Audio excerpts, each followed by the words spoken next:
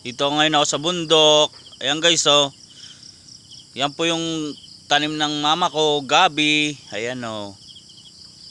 Yung tinatawag sa amin na gabi na San Fernando. Ayan po na gabi. Ayan guys. Ayan, hanggang dun yan guys, oh. Ayan.